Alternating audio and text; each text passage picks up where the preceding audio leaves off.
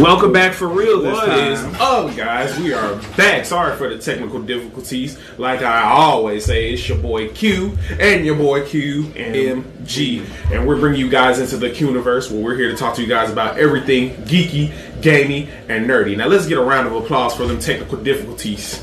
And let's celebrate the fact that now we're back in action like we're supposed to be.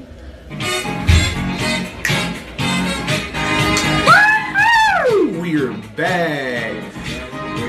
And we got something to really celebrate, guys. I guess we could go ahead and start it off. I always want to start off by saying, if you guys like what you see, leave comments, let us know what you guys feeling, if you guys feel what we're talking about, and just keep us posted on how you guys feeling, man. But I guess it's a beautiful day in gaming history because Beautiful week. Beautiful week. Yes, it happened earlier this week. It's a beautiful week. Call of Duty Modern Warfare was announced, the reboot with Captain Price, my king with the fisherman hat. But not only that game has been announced, but it will be the first AAA game with crossplay between platforms. That means, as many times people said, oh, Xbox players on Call of Duty are way better than PlayStation players, and vice versa. Now we finally get to test it, see who's the real Call of Duty players. If you guys want to leave in the comments, who do you guys think is better at Call of Duty, PlayStation or Xbox? Let us know what you guys think. Yes, like we discussed last week, because this was one of the topics we were talking about last week, ironically enough, was the possibility of a large-scale crossplay with a major game like a Call of Duty and whatnot. And they were one step ahead of us, as they knew exactly what they wanted to do. Specifically with Call of Duty, a lot of people were assuming that rather than this being a reboot, this was just been a simple re-release of the classic, possibly one of the greatest video games, modern video games at the very least of all time, Call of Duty Modern Warfare 2, because they already did that for the previous Modern Warfare, and that was that, and then another original Call of Duty game. But no, it turns out that they kind of meshed it into one. It's a brand new Call of Duty game, and it's a reimagining of it's the titular franchise of the Call of Duty series. Yeah. Like, Modern Warfare is what set the standard for military shooters and first-person shooters. Period. Definitely. And it's ironic because people will always write off Call of Duty as this game that's just simple-minded, only appeals to one type of fan base. But really, if you play the multiplayer and you get to the 10-year-olds playing a game that's not meant for them or anything like that, or God forbid the racist, but the actual content of the game, the story modes, they present a very visceral, no holds barred, explosive and action-packed, yet for the most part thoughtful outlooks on high-end warfare, and this one doesn't look like it's gonna let up on anything. Thoughts? Well, I'm gonna speak for myself. Like what you were saying with the little kids and everything, the squeakers. I feel like that Modern Warfare era of Call of Duty, being in the lobby with your friends and y'all got some back and forth banter with another group of people, I feel like that's where Call of Duty got its most impressive starts from. You know what I'm saying? I feel like as far as the social interaction, now it wasn't all, so most of the time it was toxic, yeah, but for the most part I feel like it was really well, I feel like that social aspect was really important for Call of Duty. Yeah, I agree, the social aspect of it. I'm just talking specifically about, the trolls and the people that try to take ones. If you're not into hearing a bunch of people's mouth while you're trying to play the game. But for me, that's never been the important factor of it. To me, it's always been the gameplay and how they present new ways on a concept that most people would have said they're tired of. But in my opinion, it's the fact that when it comes to military first-person shooters or just general first-person shooters, no one quite does it like Call of Duty does it. To go back to the one of the two main things is crossplay. That virtually opens up the floodgates for every of the AAA developer, of course. Yes, because Call of Duty is like one of there's like three marquee video game franchises: Call of Duty, Madden, and Mario. Those are the three major pillars that people are going to guarantee to go out and buy in droves. And only one of those three games are guaranteed not to ever have crossplay, because Nintendo will never give Mario to Sony or Microsoft.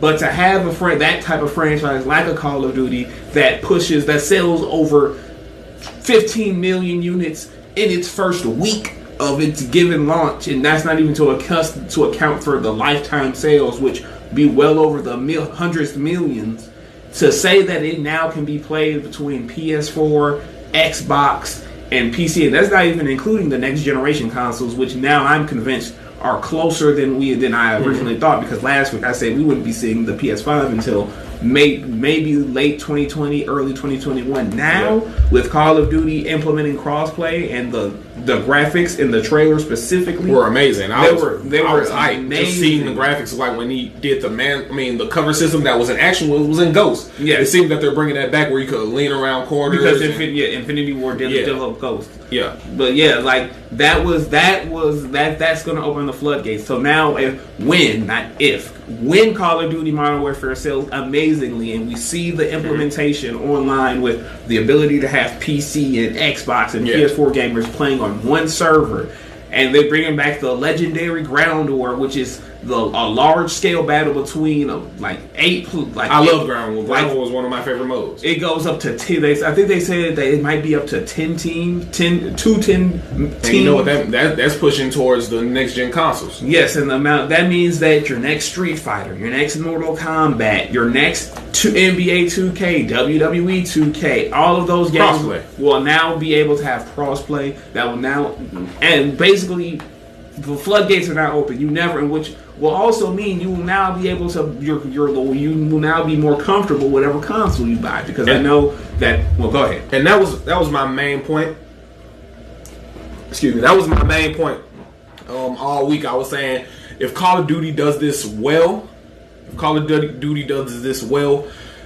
every AAA game is going to have crossplay. Every AAA game is going to try to have crossplay, where they make sure that this is going to be like the new gimmick of the new next console and late console and next console wars, or if we even have a console war, but community coming together, Xbox versus PlayStation. This is the big thing. And a lot of developers have been pushing for crossplay to be implemented in the video games that they develop, because it makes it easier. Because now they're not making specific content to tailor each console. Now it can just be one unilateral development that pertains to one unilateral system and on one server that everyone can enjoy. And that we were talking about the PS4 and Xbox, but the Nintendo Switch will inevitably come into the play, because the reason why it's not going to be on the Nintendo Switch, because Activision spoke out on it, is because of the hardware is a very much higher grade, and then the Nintendo Switch won't be able to properly implement it. But for other games that won't have that issue, that will be generally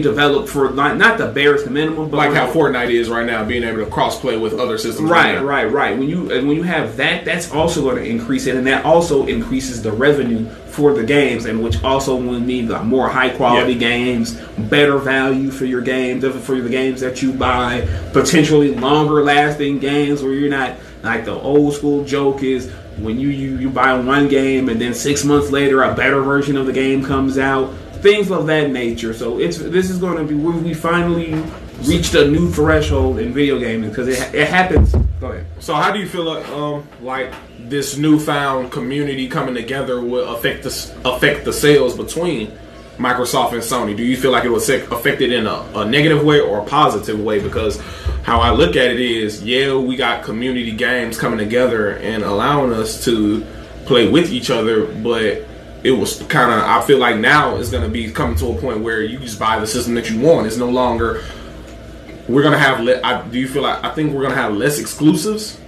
No. If anything, we're going to have more exclusives, because now the selling point isn't, which console has the best Mortal Kombat or Call of Duty or Street Fighter. Yeah. Now it's, which console has the better exclusives? Exactly. Which consoles now will have, which, like I said previously, like I said, I think it was last week or the week before, it's going to be, Nintendo is going to probably have the head start in all of that, because their bread and butter have always been their exclusives, which might not make as much money or sell as much as a Call of Duty, but quality-wise and especially replayability, it definitely beats those games out.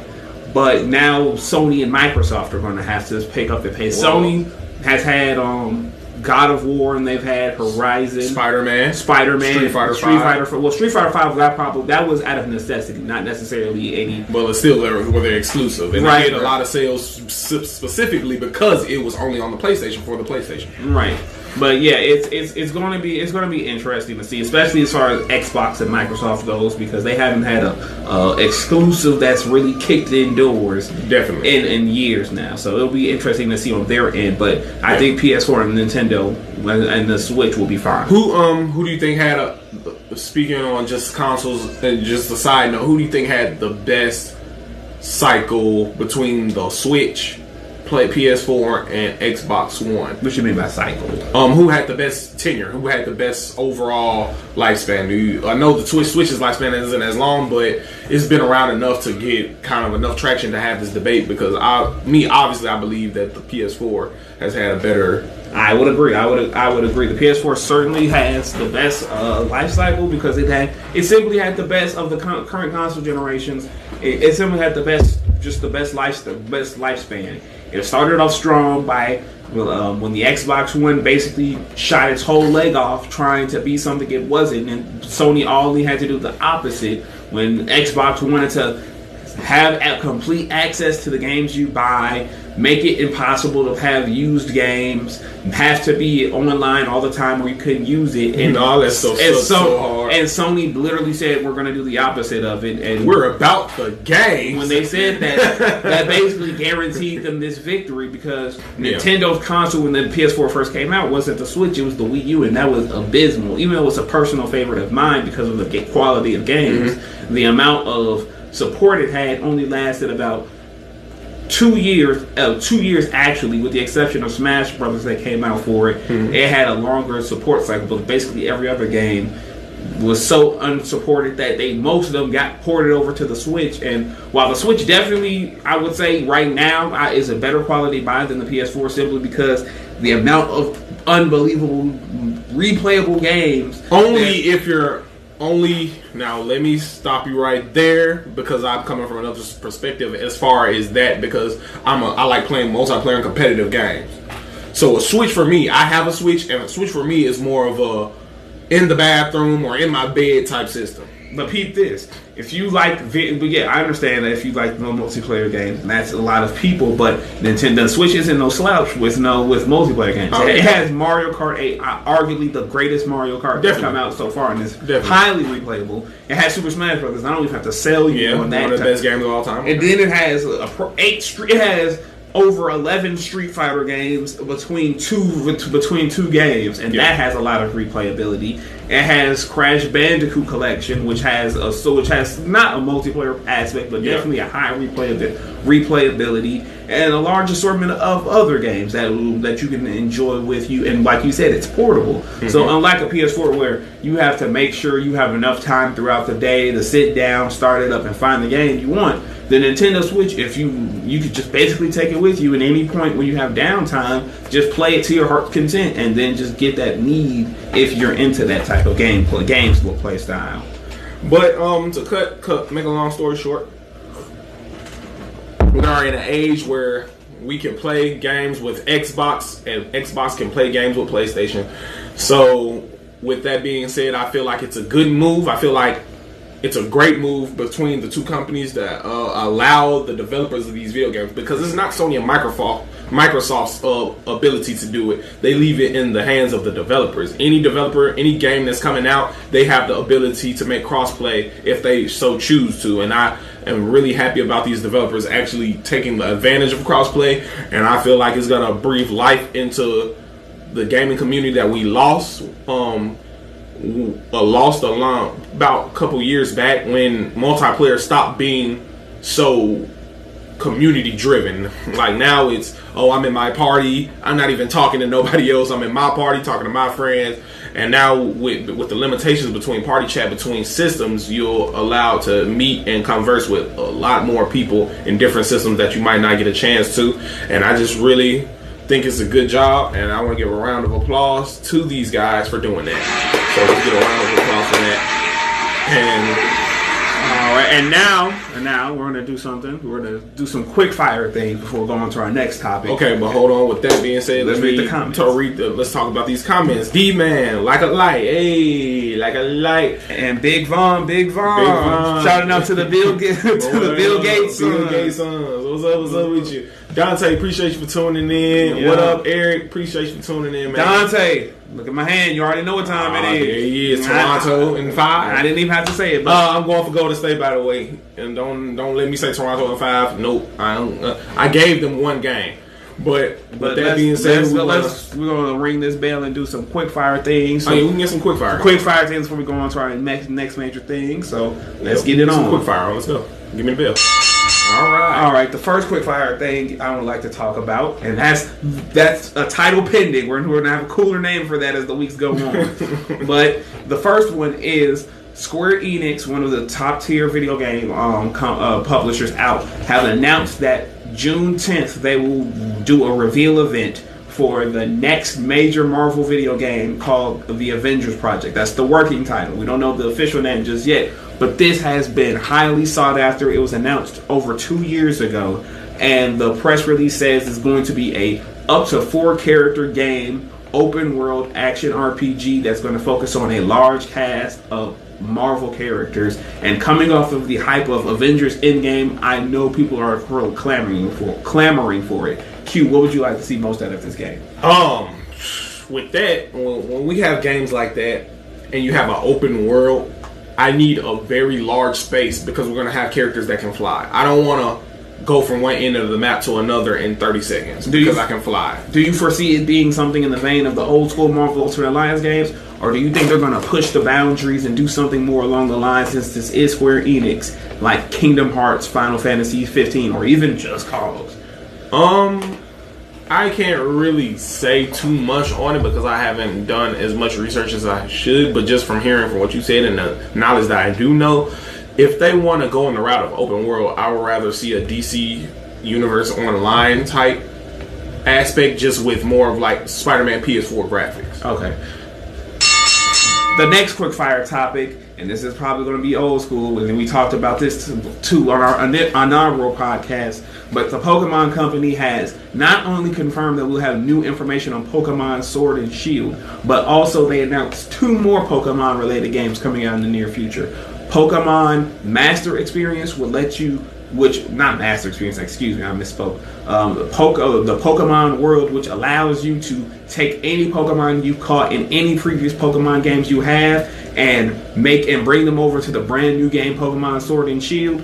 And most importantly, Pokemon Let Sleep, which lets you train and catch Pokemon as you sleep. Q, what are your thoughts on what I just told you? Alright, I couldn't even hide my face though. I'm gonna start back at the end, at the ladder first. Pokemon Sleep, I think that's a dumb idea. I'm sorry, I'm gonna say it. Why would I want to train when I'm asleep? That's defeating the purpose. That's like just sitting here. That's like when you put the Togepi egg and just send it to the trainer and he trains it for you. Why would I do that?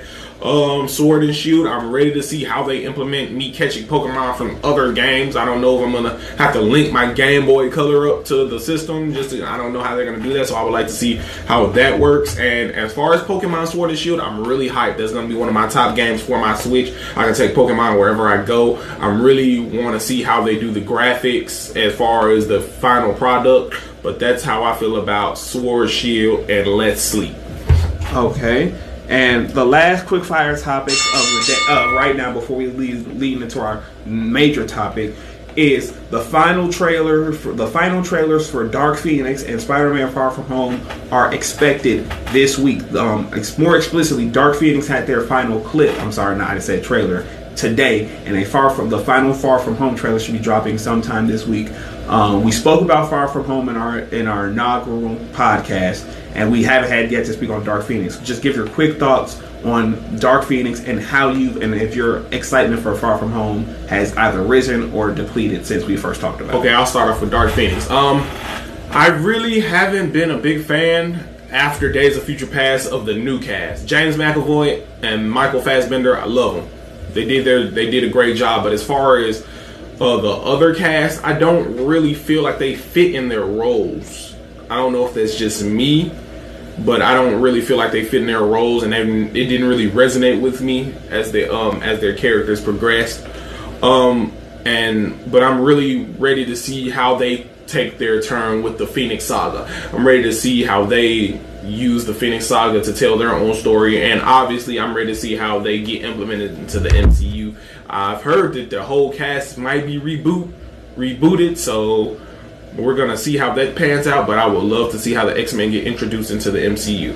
Now, as far as Far From Home, one of my top movies to see this year, obviously because I want to see how they use the multiverse to introduce other characters. Hearing some things about Ryan Reynolds might actually be doing something in Far From Home, not knowing maybe the next Spider-Man movie, or maybe in other movies or the Disney service. But hearing them talking about it is the hype train is real. Definitely for Far From Home, probably one of my most anticipated movies. Also knowing it's the last one in Phase 3.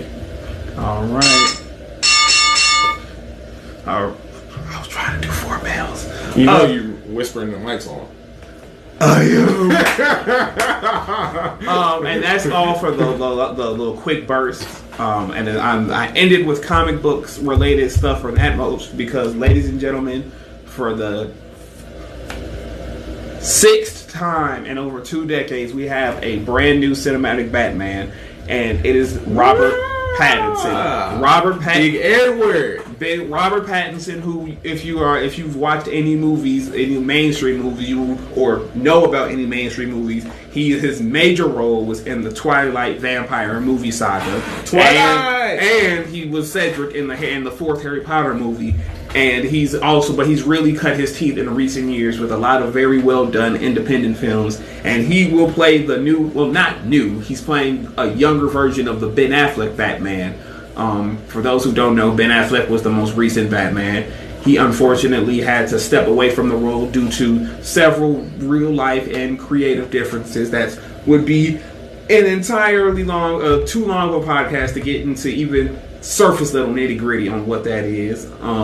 But long story short, they found a new Batman, but to mitigate having to recast older Batman, they just simply said, we're going to start with this Batman's formative years. So they chose Robert Pattinson, and he's going to be in the newest Batman movie slated for 2020, 2021-ish, between those 2 years. Mm-hmm. We should be hearing more about it at the upcoming San Diego Comic-Con, what I've heard. And Q, what are your thoughts on this development? Well, of course, I'm not going to down Robert Pattinson. I'm ready for him to do whatever he needs to do in that role, because as we know from past, back when Heath Ledger was announced to be the Joker, it was a lot of backlash because they went off of the assumption that a guy who played in a movie like A Knight's Tale and 10 Things I Hate About You and Brokeback Mountain, that he couldn't play that role, couldn't play the role of the sadistic Joker. And as we now know, he played arguably the best Joker in live action. So I'm giving everybody a chance. I gave Ben Affleck a chance, which I thought he did a wonderful job as that gritty old Batman. Now everybody has their own opinion, but I feel like definitely he should get a chance to play Batman. As opposed to what he could bring. That brutish style as Edward in Twilight. He was very brutish in that. I can see him bring that brutish Bruce Wayne aspect. Now, to see him as the playboy millionaire Bruce Wayne, that still has yet to be seen, and as well as his physique. Robert Pattinson is a skinnier guy, so to see him as Batman, I'm pretty sure he's going to have a workout session. Even Ben Affleck had a workout session, but to see him build himself into Bruce Wayne, I feel like he's going to need to do that. Now, when we see him in suit, I'll have a better perspective on if I think he's going to do a good job or not. Right. And before I go into rumored story related details, let me piggyback off of your initial point.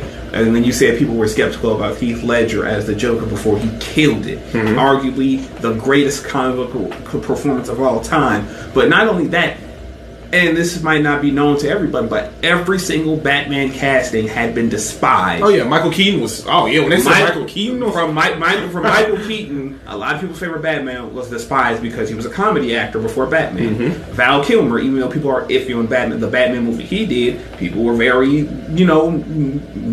didn't care because Jim Carrey was in the movie, and Jim Carrey was white hot in 1995. Amazing, he killed that role though.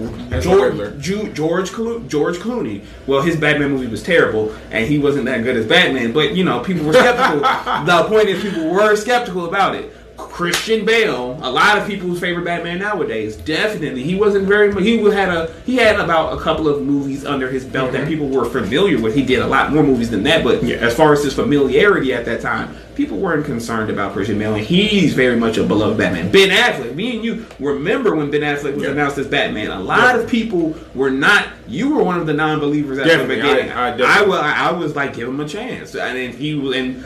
People were heartbroken when it was confirmed that Ben Affleck was done as Batman. I thought he did a great job. That was how much people resonated with his role. So as far as Robert Pattinson goes, there's been a lot of backlash. People petitioning for him to be changed simply off of his Twilight role, which is highly unfair because he's, like I said, had a lot of phenomenal roles. I've had the privilege of watching a couple of his movies post Twilight, and he's been phenomenal in there. As far as you say, The Brooding, absolutely, and that was just when he was first starting out in acting. That he was Edward Cullen in Twilight, and the Twilight movies, and his brooding nature. And now, as he's progressed as an actor, I get excited on how he's going to bring that aspect of Batman and Bruce Wayne. And I don't know if it's just me, but seeing Robert Pattinson as Bruce Wayne, I can see him he looks like, I'm not saying nothing to slight the guy, but he looks like a guy that has a couple problems going on. So I can see them implementing his own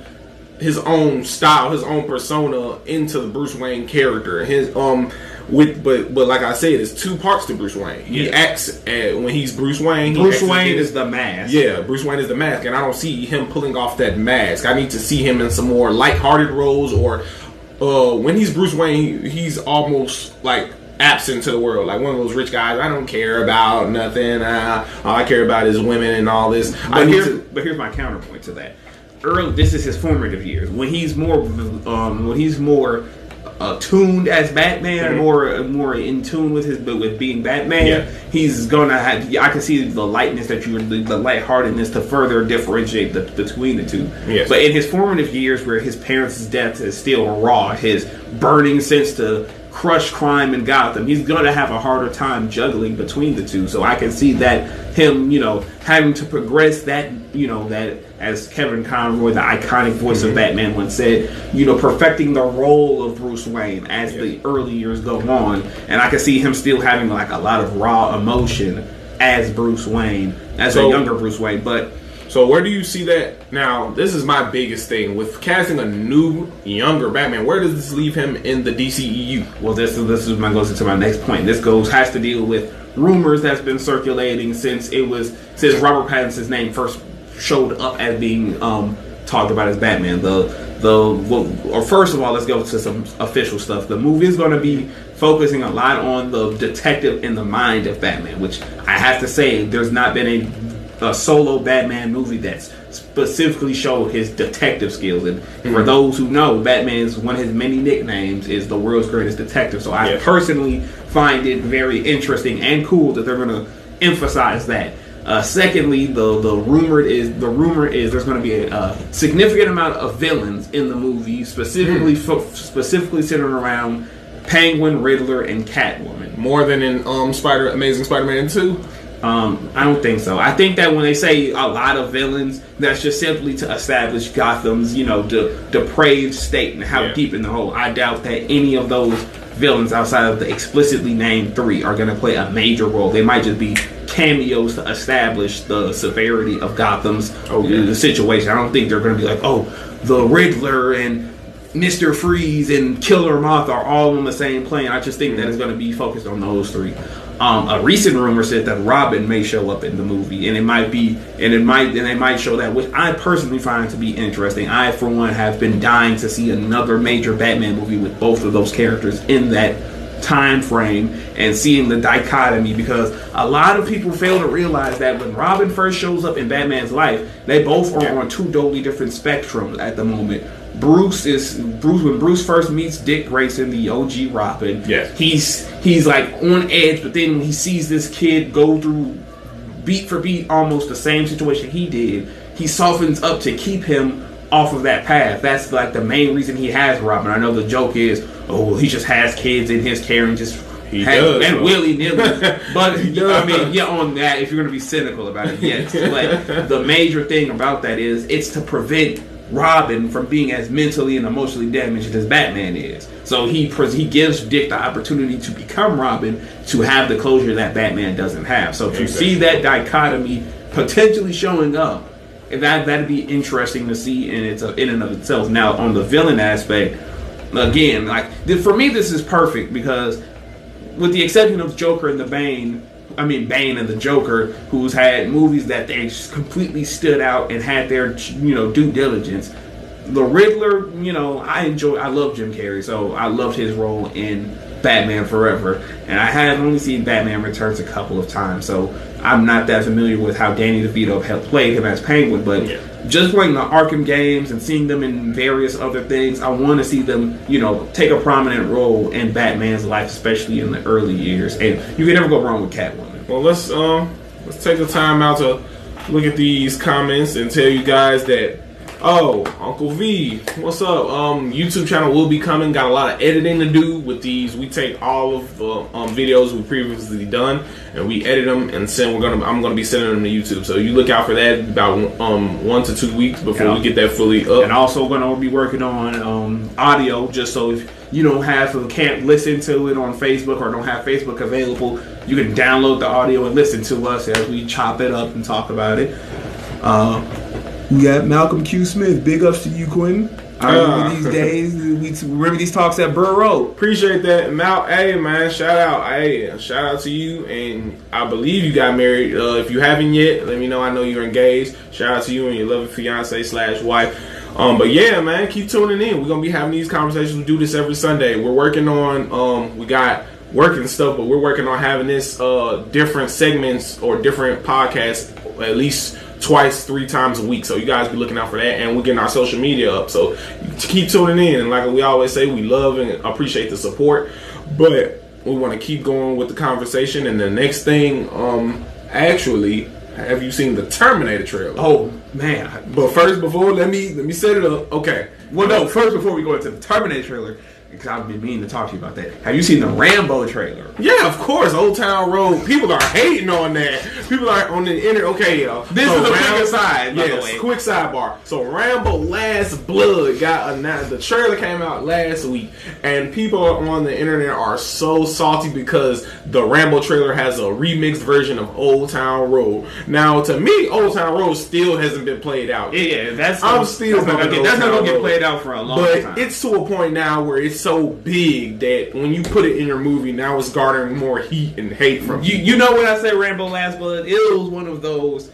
the best type of generic action last ride movies of all time. Yeah, you could tell that they're riding, you could tell he's riding on the legs of movies like Logan and all of these other movies, and just the way the trailer is structured with the Billy Ray specific verse of Old Town Road, it looks awesome. I thought of Mario when I saw the trailer for the first time because you and him used to watch Rambo. Yeah, but the trailer looks hype. I for one can't wait to see it. I'm definitely gonna see it now. Me personally, I'm a guy that my movies that I want to see, I go to the movie theaters. And the movies that I iffy or might not want to see that week or when it originally comes out, I'll watch it on DVD. Rambo, I love Sylvester Stallone. Great actor, one of the best action stars of not my generation, but of my lifetime since I've been alive. And I would definitely love to see Rambo, but I'm not going to go to the movies and see it. I'm not going to be that movie Rambo guy, but I would definitely catch it. Same here. But jumping from one action icon to another, back to your point, Terminator, Dark Fate, go ahead, get your thoughts. Now, I didn't see Genesis, which is good. To me, I saw it in theaters. Don't let anybody tell you otherwise. Terminator Genesis was a perfectly good Terminator movie that fixed any problems with the previous two, which was Salvation in 3, which completely undid all of the cool stuff that happened in Terminator 2, which is as good, as good as people will tell you it is. Terminator Genesis was a good movie. It set up a lot of cool things. Emilia Clarke was a great young Sarah Connor. Arnold Schwarzenegger still had it. Jai Courtney as Kyle Reese was good. And just if you just see the movie for yourself, if you're interested in Terminator, and come up with your own opinion. I like my reboots as much as the next man. But I'm also a die-hard continuity guy. I love the ideas of universes and multiverses and infinite. So when movies come out with a reboot, I like when they do callbacks or expound like, oh, this was just another universe. I love that. That's like one of my main things because it always makes me feel like everything's connected. Whether it's a reboot or Terminator Genesis is like soft rebooting Terminator Dark Fate is soft rebooting what happened in Genesis, and I still want them to call back to Genesis though. Well, let me kick some flavor in your ear right quick. All right. Let me kick some flavor in your ear. And I don't think anyone has discussed this, but Terminator Dark Fate is a 100% follow-up to Terminator Genesis. And big spoilers for Terminator Genesis if you haven't seen it. But the way Terminator Genesis ends is that, well, the whole premise of Terminator Genesis is that it starts off with Kyle and John doing what Skynet didn't want them to do and defeating them wholesale in the future. But John Connor gets corrupted and becomes a Terminator human hybrid. Yeah.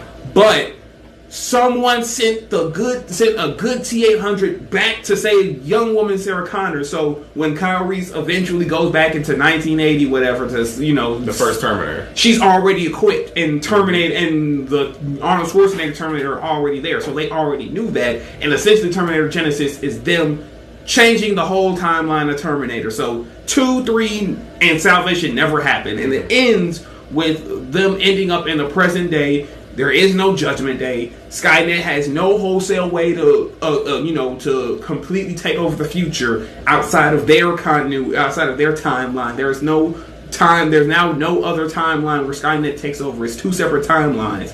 And the way, and I was paying attention because I saw Genesis, so I was paying attention to things in the trailer. And basically, if I can just do a little bit of sleuthing here, it's basically Sarah Connor because John Connor is no longer the savior. He's been corrupted. So now they have to find a new person to stop Skynet. So is Skynet traversing? See, that's why I'm getting lost at. Is Skynet traversing through parallel dimensions and time? Skynet is trying to solidify their way because as it stands, Skynet now has the definitive end.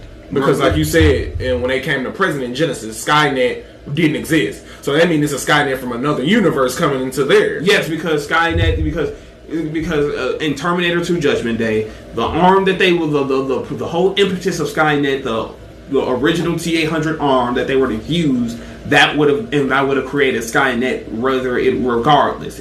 But in Terminator Genesis, they sped it up. So that meant that the company that would have created Skynet is now a completely different company, but Skynet would have still happened. But they stopped that completely. Oh, so it's for people who don't understand, in the realms of parallel universes, they say there's constants and there's variables.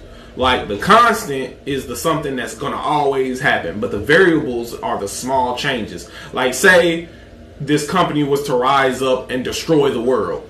The company is named Skynet. In another universe, the company's not named Skynet, but it's still brought up to destroy the world. So there's constants and variables. Just to be like, I'm not a physicist or anything, so don't take me too serious. But it's basically that. And now, if you could tell just by the trailer and how everything's structured, Sarah Connor, now that her son is no longer the savior, this woman apparently that she's apparently going to be the new savior, the person to help the resistance stop Skynet, and now they're trying to stop her because now both the resistance and Skynet are both up, Poops Creek without a paddle. Hold on, let me pause that. Keep that thought. What is up, Joseph? What's up, my boy? We actually did just talk about the E3 Avengers. So when we exit out, when we close this podcast up for the day and it syncs and saves, you can go back. We actually talked about it and we gave our thoughts on what we liked and what we thought about it. So we talked about some of the facts and some of the leaks and and what might be going on with that game. So you tune in when we're done and you'll see that. But I appreciate you for tuning in, bro. Keep tuning in. We do this every Sunday around 7:20 to 7:40, around those times, and we'll be getting everything fine-tuned. We're trying to get everything fine-tuned and ironed out, so you guys be tuned for that. And we're working every day to get this social media up, working every day to get this YouTube up, and we're trying to bring you guys the best quality, so you keep tuning in. But long story short, there's now Terminator always had an endpoint. Stopping Judgment Day, or being prepared for Judgment Day. So when the time came for John Connor to put the boots to Skynet, he was positioned to do that, whether it was in the past or in the predetermined future. Now that is completely off of the board. And now Skynet is either going to be racing to solidify themselves, or they're going to be trying to realign the timeline so their victory is wholesale and no one can stop them. And at this moment, neither Sarah Connor or the T-850 or any of those things, or the newest, well, she's not even a Terminator, she's just a straight up cyborg. None of those hero characters or the Skynet characters, they're now equal on their stance. Neither one of them has a leg up over the other. So that's what. Also, basically, we starting at the same point. Yeah, they're so basically, it's Skynet has to rise again, and Sarah Connor has to become the savior again. There's no like, first Skynet had a leg up, then the Resistance had a leg up, then Skynet found a way to start Judgment Day entirely. But then John Connor was always going to stop them. But then Skynet turned John Connor into a Terminator. But then the Resistance sent one way back in time. And then they just completely flip the board over. I gotta watch this whole series all over again because there's so much that has happened with, when you get to time travel, every movie person who does their own time travel has their own little ifs and wins and what they want to do. They like when Marvel, sorry Joseph, we also already just, right before you tuned in, we talked about Rambo. We just talked about it before we talked about Terminator. But everybody who does movies, even with Avengers Endgame, they said some stuff that from in time travel that we still believe in movies are like, when you change the past, when you come back, the future is changed. That's what we believe in, but they said that doesn't happen. Well, that's wrong. They were wrong because Marvel time travel, Universal Marvel time travel is wonky anyway. It's completely contrary. If you want a more accurate Marvel time travel lesson, watch Days of Future Past. Definitely. I don't know where they pulled that out of Endgame. Definitely where they sent Wolverine's consciousness back into his older self, and when he came back, he was in another universe. It wasn't necessarily because that universe still existed where the Sentinels were busting in on them. Yeah. His consciousness just got transported into another universe. But to take a peek behind the Wizard of Oz, take a peek behind the curtain, it's basically the movie studios realized they screwed up with Terminator 3 and 4, and that nobody wanted to see. Really, nobody was invested. Rather, I won't say, because there probably was people who did want to see them, but nobody was really invested. And to see Sarah Connor come back, they were more invested to see the humans win rather than the Skynet wins anyway. But we're gonna nobody wants to see that because we'd rather see they realized some of the audiences wanted to see something new. The Terminator Sarah Connor Chronicles TV show kind of made that more apparent. So, but now they're trying to reset the board and try to do something interesting, which I believe they're doing and have done with Genesis and what looks to be Dark Fate. Shout outs to Sarah Connor's actress, who's still kicking all of the booty all these years later. I wonder if her twin sister is gonna make an appearance, because that was one of the coolest things about Terminator 2 was that they would use her twin to shoot certain scenes. I wonder if that's gonna show up again as a nice callback. We haven't seen nothing of what Arnold Schwarzenegger is gonna do. As long as no person from Africa comes out of nowhere and kicks that guy in the back. If you guys seen that video, I didn't want to laugh, but it was hilarious. He played it off. The guy came out of nowhere. I mean, Arnold Schwarzenegger was at this charity event, and the guy comes out of nowhere and drop kicks him in the back. I was like, whoa. It's just like, and then it blindsides you. Like the whole video, he's just taking autographs and taking pictures. And the guy just comes out of nowhere and drop kicks him, man.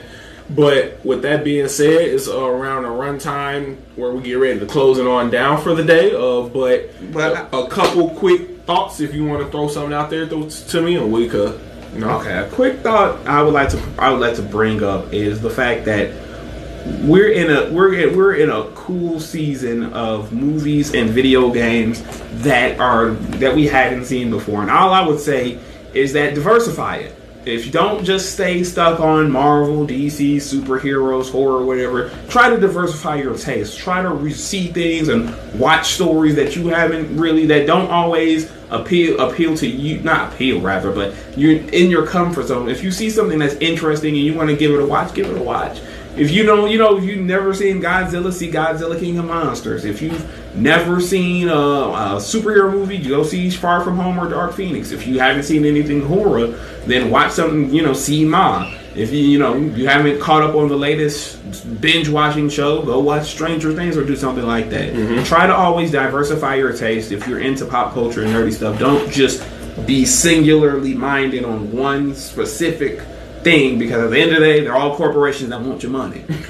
So that's the moral of the story. They want your money. So if you're inclined to be enthused about this stuff, always try to diversify your mindset, and I guarantee you will probably have a better enjoyment of things. You, Big Q? My only thing to take away from today is hold on. Oh, let's read this news. Sorry, we got the ugliest little duckling, Sean Richardson. You want to drop kick who in the back? I'll see you tomorrow. But now back to what I was saying. Like you said, it's a wonderful season in entertainment in general. Of course they want your money, but it's a lot of people using that outlet to get a lot of good content out. Yes. I like you said, diversify. I definitely gonna watch Black Mirror, the new season. One of my favorite anthology shows. I still need to binge watch Stranger Things before the season. We'll definitely be watching Stranger Things. Netflix and Hulu have definitely had a lot of time, and their money definitely, my money is definitely well spent. Yes. So with that being said, we will definitely be back next Sunday like we always are. Yep. Appreciates and shouts out to all the people. Let's go ahead and give them a thug holiday. Can I get that? Can I get that thug holiday? Shout out to you guys. Appreciate you guys for tuning in. This is your boy Q and QMG, and this is Into the QUNIVERSE. We'll be back Sunday like we always are. You guys stay tuning in. Peace, love, and respect. And we are signing out. And yeah, it is the new season of Black Mirror, season 3 coming out.